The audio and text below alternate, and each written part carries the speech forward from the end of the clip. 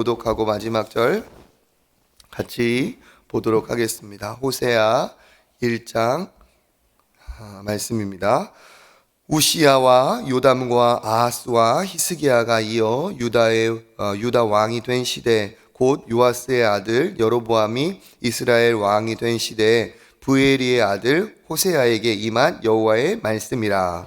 여호와께서 처음 호세아에게 말씀하실 때 여호와께서 호세아에게 이르시되 너는 가서 음란한 여자를 맞이하여 음란한 자식을 낳으라. 이 나라가 여호와를 떠나 크게 음란함이니라 하시니, 이에 그가 가서 디블라임의 딸 고멜을 맞이하였더니 고멜이 임신하여 아들을 낳으매 여호와께서 호세아에게 이르시되 그의 이름을 이스라엘이라 하라. 조금 후에 내가 이스라엘의 피를 예후의 집에 갚으며 이스라엘 족속의 나라가 패할 것임이니라. 그 날에 내가 이스라엘 골짜기에서 이스라엘의 활을 꺾으리라 하시니라. 고멜이 또 임신하여 딸을 낳음에 여호와께서 호세아에게 이르시되 그의 이름을 루루하마라 하라. 내가 다시는 이스라엘 족속을 긍휼히 여겨서 용서하지 않을 것임이라. 그러나 내가 유다 족속을 긍휼히 여겨 그들의 하나님 여호와로 구원하겠고 활과 칼이나 전쟁이나 말과 마병으로 구원하지 아니하리라 하시니라. 고멜이 루루하마를 젖된 후에 또 임신하여 아들을 낳음에 여호와께서 이르시되 그의 이름을 로암미라 하라. 너희는 내 백성이 아니요 나는 너희 하나님이 되지 아니할 것임이니라. 그러나 이스라엘 자손의 수가 바닷가의 모래같이 되어서 헤아릴 수도 없고 셀 수도 없을 것이며 전에 그들에게 이르기를 너희는 내 백성이 아니라 한 곳에서 그들에게 이르기를 너희는 살아계신 하나님의 아들들이라 할 것이라. 같이 읽겠습니다. 이에 유다 자손과 이스라엘 자손이 함께 모여 한 우두머리를 세우고 그 땅에서부터 올라오리니 이스라엘의 날이 클 것임이로다. 아멘. 할렐루야. 예, 은혜 자리에 나오신 모든 분들을 또 오늘 하나님께서 은혜 주실 줄 믿습니다. 오늘 말씀은 호세아서의 말씀입니다. 호세아 선지자는 북이스라엘의 말씀을 전한 선지자로서 북이스라엘이 강성하였다가 또 쇠락하여 멸망할 때까지 약 40여 년간 활동을 한 선지자입니다. 호세아의 이름의 뜻은 여호수아 이름하고 같은 의미입니다. 하나님 여호와가 구원하신다라는 이름을 가진 선지자입니다. 북 1장 1절에 있는 것처럼 히스기야의 이름이 나오고 또 요아스의 아들 여로보암이 이스라엘의 왕이 된 시대라고 하죠. 북이스라엘의 왕조가 여러 번 바뀝니다. 9번 바뀝니다. 남왕국은 다윗의 왕조가 계승되면서 유지했지만 북이스라엘은 반역과 또 모함이 계속 오고 가면서 이렇게 암살을 당하고 새로운 왕조들이 서고 그런 것들이 반복이 되죠. 그 중에서 이제 오므리 왕조가 있습니다. 오므리 왕조의 대표적인 우리가 잘 아는 왕이 아합 왕이죠. 아합이 이세벨이라는 악한 여인을 맞이함으로써 온 나라가 바알 우상을 섬기는 그런 악한 나라가 되었습니다. 그 아합이 악행으로 온 나라를 이렇게 다 우상을 섬기는 나라로 만들었을 때 하나님께서 그 오므리 왕가를 멸하시려고 세운 또 사람이 예후라는 사람입니다. 그 예후가 마지막으로 이 모든 오므리 왕의 사람들을 다 멸하고 왕이 되었습니다. 그리고 그 예후의 후손으로서 여로보암이라는 사람이 왕이 되었습니다. 그 여로보암은 처음 북이스라엘의 시작이 되는 여로보암과 다른 사람이기 때문에 여로보암 2세라고 부릅니다. 그런데 이 여로보암이 북이스라엘의 왕조를 이렇게 보았을 때 그래도 제일 강성하고 좀 많은 사람들에게 이렇게 영향을 미친 그런 시대입니다. 이 북이스라엘은 여로보암 왕 때는 좀 힘이 있었지만 안타깝게도 이 여로보암 때 많은 우상을 섬기는 일들이 동시에 벌어졌고 그 여로보암 말미에 하나님께서 보낸 그 선지자가 호세아입니다. 그리고 그 호세아 선지자가 활동을 하는 동안 여로보암의 그 예후 왕조도 바뀌고, 그리고 맨 마지막 그 북이스라엘의 왕인 호세아가 아수르에 멸망당할 때까지 40여 년이라는 긴 세월 동안 호세아 선지자가 그때 예언 활동을 합니다. 그리고 북이스라엘이 망할 때가 그 히스기야 왕이 등극을 해서 초반에 4년에 함락이 되고 이제 쳐들어와서 6년에 함락이 되는 그 시점입니다. 그래서 1장 1절에 보면은 유다의 왕인 우시야와 요담과 아하스와 히스기야가 이렇게 표시가 되어 있고, 여로보암 왕 때에 하나님의 말씀이 호세아에게 임하였다라고 합니다. 특별히 하나님께서 그 이스라엘 또 남유다의 선지자들을 보낸 것을 보면 횟수가 점점 멸망대로 갈 때 그 선지자들이 많이 활동을 한 거를 알 수가 있어요. 그건 뭐냐? 이스라엘 백성들이 하나님을 믿다가 하나님을 믿는 그 믿음이 점점 식어지고 하나님을 배신하고 우상을 섬기는 일이 점점 벌어지면서 하나님들이 계속 선지자들을 여러 번 보내서 그들에게 경고하고 돌아오라는 말씀을 많이 주셨기 때문에 그렇습니다. 특별히 우리가 아는 호세아는 한 여인을 하나님이 일부러 만나게 하여서 그 여인과의 그 아픔을 통해 하나님이 얼마나 아파하고 계신지를 그에게 보여주고 이스라엘 백성들이 깨닫기를 바라는 마음을 보여주셨던 선지자죠. 그 내용이 우리 2절입니다. 우리 2절 말씀 같이 한번 읽어보겠습니다. 여호와께서 처음 호세아에게 말씀하실 때 여호와께서 호세아에게 이르시되 너는 가서 음란한 여자를 맞이하여 음란한 자식들을 낳으라. 이 나라가 여호와를 떠나 크게 음란함이니라 하시니. 아멘. 왜 하나님께서 호세아에게 이런 정말 감당하기 어려운 얘기를 하셨을까요?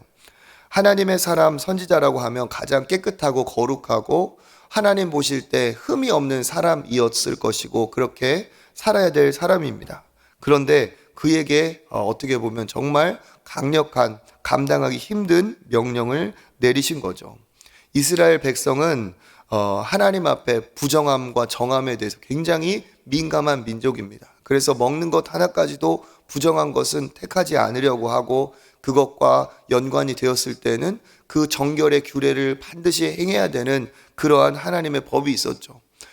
깨끗하고 하나님 앞에 순결한 것을 원하고 그렇게 살아가기를 노력하는 백성, 그게 이스라엘 백성입니다. 그런데 하나님이 택한 선지자라면 더욱 그렇겠죠. 그런데 하나님이 감당하지 못할 명령을 하신 거죠. 뭡니까? 그 음란한 여자를 맞이하여서 음란한 자식을 낳으라 얘기하고 있습니다. 이 감당하지 못할 그러한 명령을 내린 이유는 뭡니까?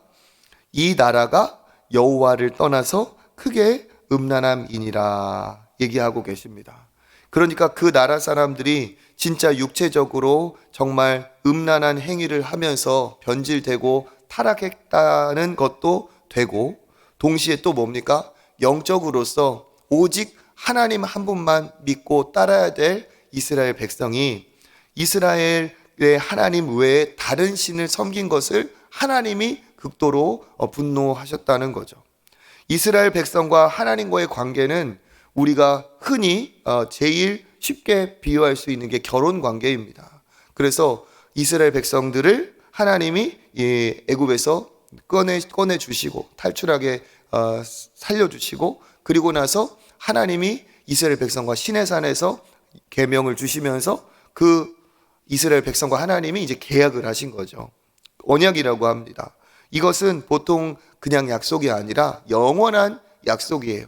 그래서 너희들을 내가 나의 백성으로 삼겠고 나는 너희들의 하나님이 되겠다 하면서 이스라엘 백성과 하나님이 뗄래야 뗄 수 없는 이 약속, 언약으로 하나가 되었습니다.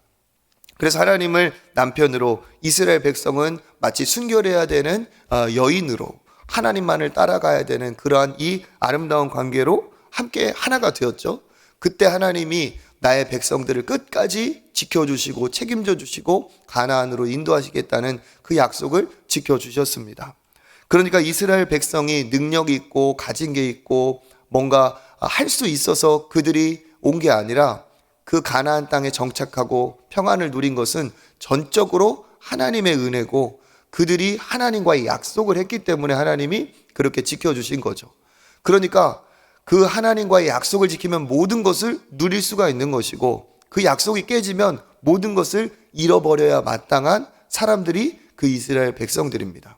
그런데 이스라엘 백성들이 어떻게 했습니까? 하나님 아닌 것들을 섬기고 좋아하고 하나님 아닌 신을 경배하면서 그리고 실제로 바알 신전에서 음란한 행위를 하면서 그들의 신적인 행위를 하고 이런 것들이 하나님 앞에 큰 죄악이 이제 되었던 것이죠. 그러니까 그러한 그 이스라엘 백성들의 그 종교적인 행태가 하나님 보실 때 다른 배우자를 두고서도 다른 이 상대를 두는 그런 육체적인 관계로 몸을 더럽히는 음란한 그런 사람들과 똑같았기 때문에 하나님이 음란하기 때문에 그렇다라고 합니다. 그래서 하나님은 호세아를 통해 그 여인을 감당하게 하면서 하나님이 얼마나 마음이 아프신지 그러한 애통함을 보게 하시는 거죠. 그래서 이 말씀에 순종해서 이제 호세아가 진짜 그것을 순종합니다. 우리 3절 말씀 읽어보겠습니다. 이에 그가 가서 디블라임의 딸 고멜을 맞이하였더니 고멜이 임신하여 아들을 낳음에 그가 아들을 낳았습니다. 그 아들의 이름이 4절에 보니까 무엇이라고 합니까? 이스라엘이라고 합니다. 그 이스라엘이라 하고 이스라엘의 피를 예후의 집에 갚으며 이스라엘 족속의 나라를 폐할 것이다 라고 얘기하고 있습니다. 그래서 하나님은 호세아의 자녀들의 이름을 통해서 하나님이 어떠한 일을 하실 것인지를 예언적으로 말씀하고 계십니다. 이 이스라엘이라는 것은 이스라엘의 지명입니다. 이스라엘은 비옥한 평야지대입니다. 그러니까 거기에서 많은 것들을 얻을 수가 있는 복된 장소이지만 동시에 평원이기 때문에 거기를 차지하기 위해서 혹은 평원이기 때문에 거기가 싸우기 좋아서 들판이기 때문에 싸움이 많이 일어났어요. 그래서 그 이스라엘은 피의 장소고 또 사륙의 장소이기도 합니다. 그리고 그 이스라엘이 아합 왕이 자기 욕심을 가지고 나봇이라는 사람의 포도원을 빼앗았는데 그 빼앗은 포도원도 이스라엘 그 땅에 있었어요. 그래서 하나님이 예후를 택하여서 아합의 모든 자손들을 다 때려서 죽이게 한 그 장소도 이스라엘입니다. 그런데 여기 보면 예후의 집에 하나님이 그 이스라엘의 피를 갚겠다. 이스라엘 족속의 나라를 폐할 것이다. 이렇게 얘기하고 있습니다. 이건 무슨 뜻이냐?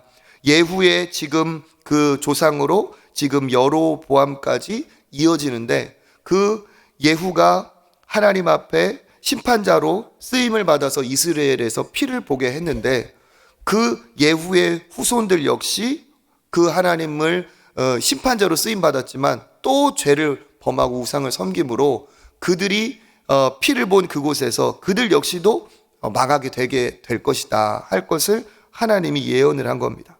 그래서 그 예언의 이름이 바로 고멜의 첫 번째 고멜가 낳은 아들 이스라엘의 이름의 뜻이죠. 쉽게 말하면 이스라엘이라는 그 아들의 이름은 하나님께서 북이스라엘을 이제 아합의 가문처럼 멸망시킬 것이다 라는 뜻을 얘기하고 있습니다. 이스라엘의 화를 꺾을 것이다. 그리고 두 번째 자녀를 낳습니다. 우리 6절 한번 읽어보겠습니다. 고멜이 또 임신하여 딸을 낳음에 여호와께서 호세아에게 이르시되 그의 이름을 로루하마라 하라. 내가 다시는 이스라엘 족속을 긍휼히 여겨서 용서하지 않을 것임이니라. 아멘. 이제 임신하여 딸을 두 번째로 낳습니다. 그 딸의 이름은 로루하마입니다. 여기 히브리어에서 이 로라는 것은 로는 부정 접두사예요. 그러니까 로가 붙으면은 아니라는 거거든요. 그러니까 루하마는 사랑하다는 뜻인데 로가 붙으면 사랑하지 않는다라는 뜻이에요. 그러니까 딸 이름을 가슴 아프게 무엇이라고 지어야 된다는 겁니까? 사랑받지 못한다, 사랑하지 않는다라는 뜻으로 딸의 이름을 지었습니다.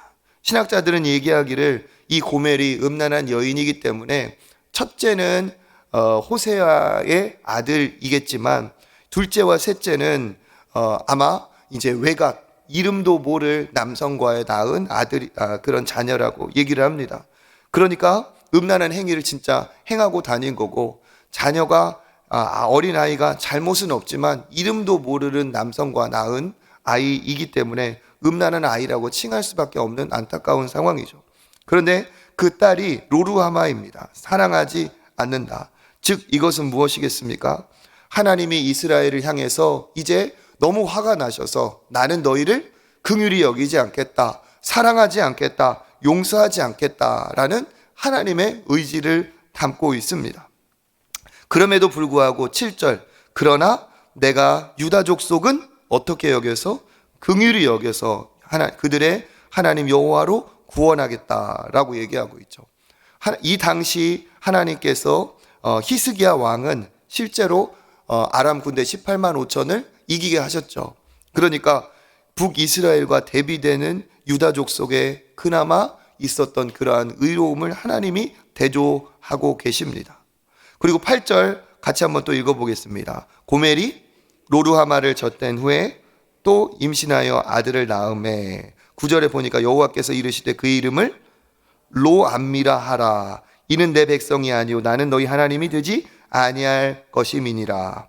여기도 로가 붙었죠. 아니라는 뜻입니다. 암미는 무엇냐? 백성이다 라는 뜻인데 로암미니까 백성이 아니다 라는 거예요. 그러니까 이거는 무슨 뜻이겠어요?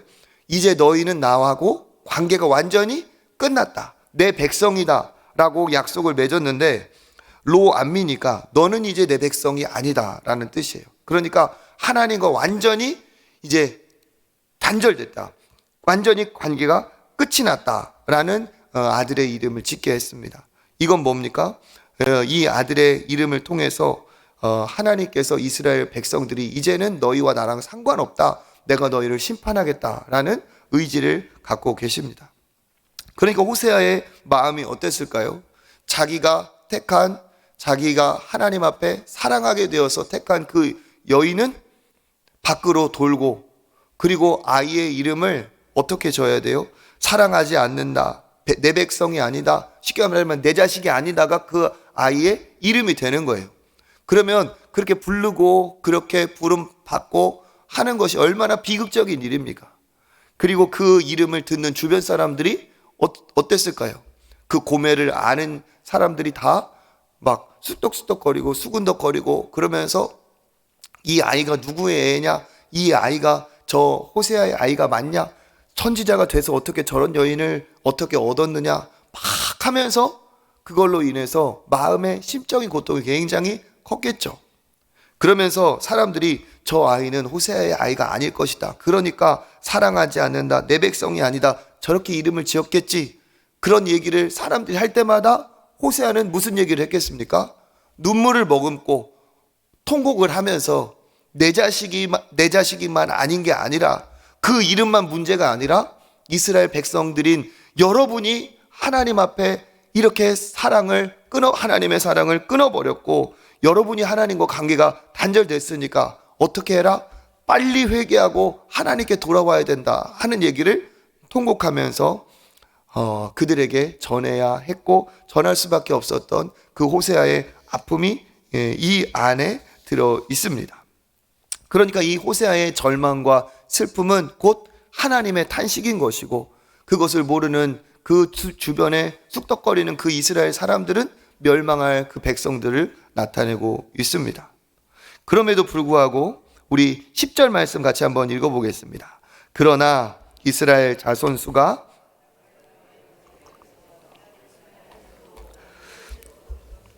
전에 그들에게 이르기를 너희는 내 백성이 아니라 한 그곳에서 그들에게 이르기를 너희는 살아계신 하나님의 아들들이라 할 것이라. 아멘. 그리고 11절에도 유다 자손과 이스라엘 자손이 함께 모여 한 우두머리를 세우고 그 땅에서부터 올라오리니 이스라엘의 날이 클 것이미로다 얘기하고 있습니다. 10절과 11절은 그럼에도 불구하고 갑자기 대비되는 반대의 얘기가 있죠. 그러나 이스라엘 그 앞에는 이스라엘 백성들이 다 멸망할 것이다, 심판받을 것이다 얘기를 했는데 10절에 보니까 아브라함에게 주셨던 그 약속의 내용이 반복이 되고 있어요.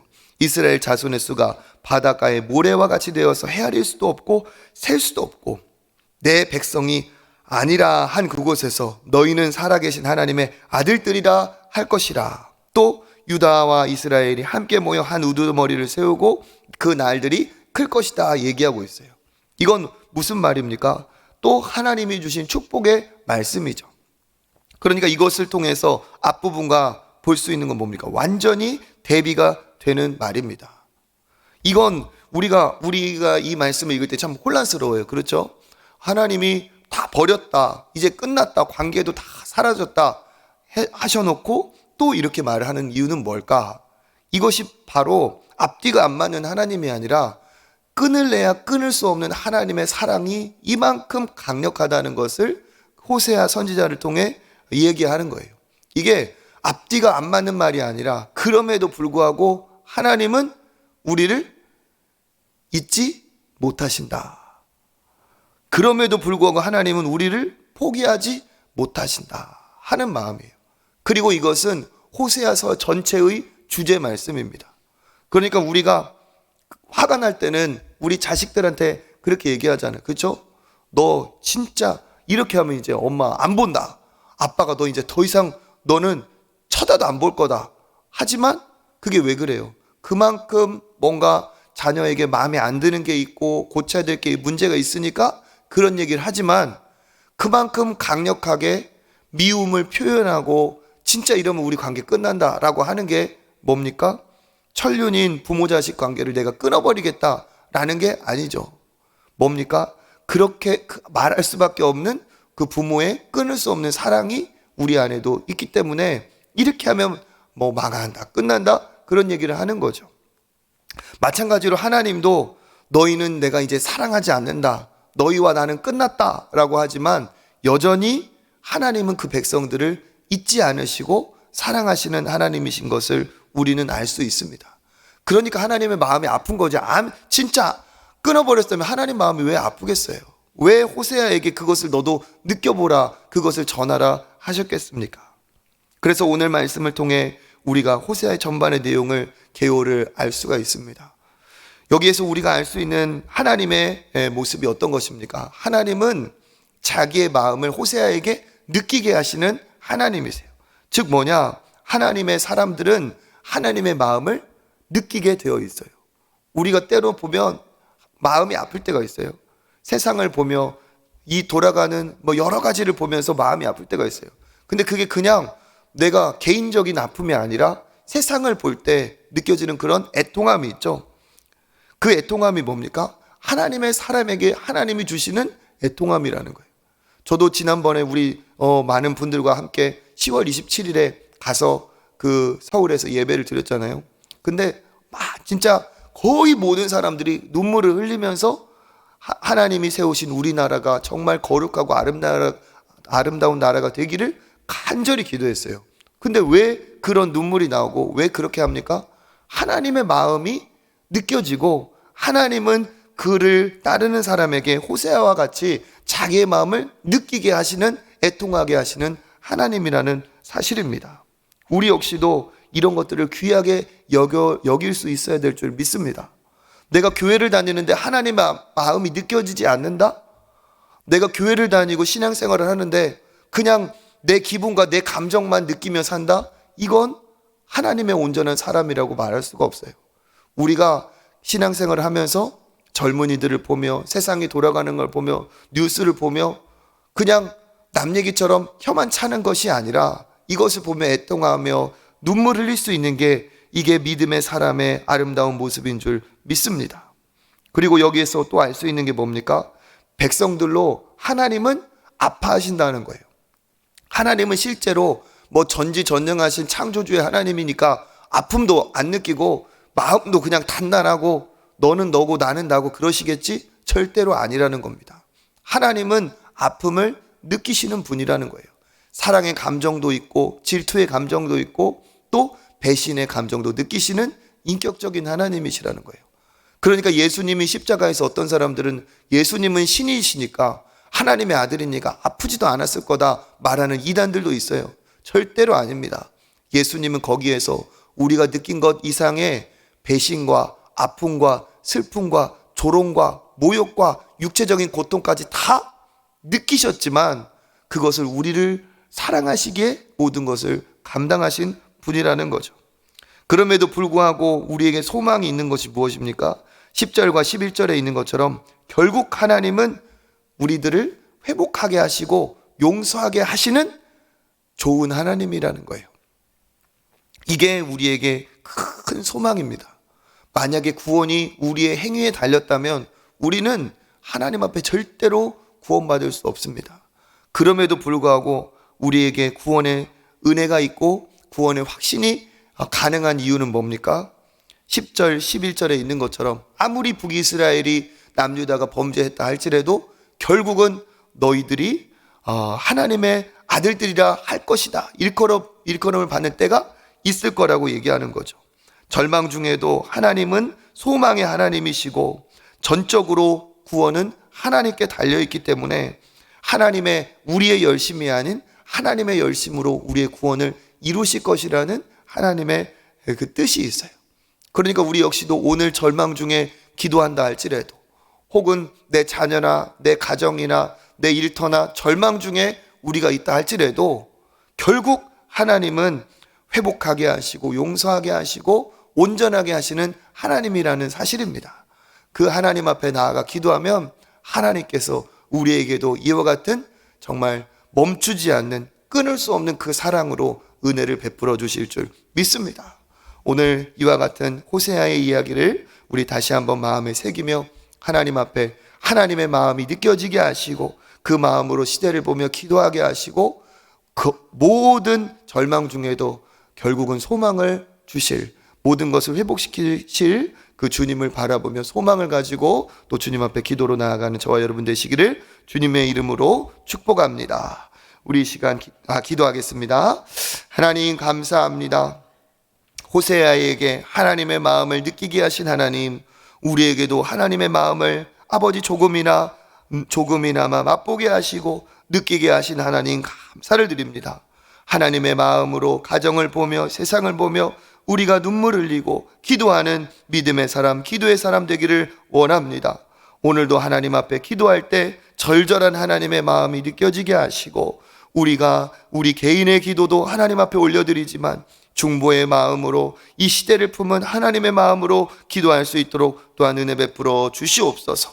절망 중에 특별히 기도하고 있는 자들을 주님 불쌍히 여겨주셔서 새 힘을 허락하여 주시고 완전히 언젠가 결국은 회복시키실 그 주님을 바라보며 소망을 가지고 주님 앞에 부르짖는 오늘 이 시간 되게 하여 주시옵소서. 이 호세아서를 읽는 동안 더 큰 하나님의 뜻과 마음을 깨닫게 하여 주시옵소서. 감사드리며 예수님의 이름으로 기도드립니다. 아멘. 이 시간 우리 하나님 앞에 같이 기도하겠습니다. 우리 교회와 또 한국교회 또 선교지와 선교사님들 또 우리 열방을 위해 기도해 주시기를 바랍니다. 또 은혜가 더 흘러넘치는 사랑의 공동체 우리 초청교회 되게 하여 주시고 은혜로 풍성하고 행복한 성도들 되게 하시고 내실이 있는 우리 초청교회 되게 하여 주옵소서. 기도해 주시기를 바랍니다. 우리 이 시간 주님 한번 잡고 기도의 자리로 나아가겠습니다. 주여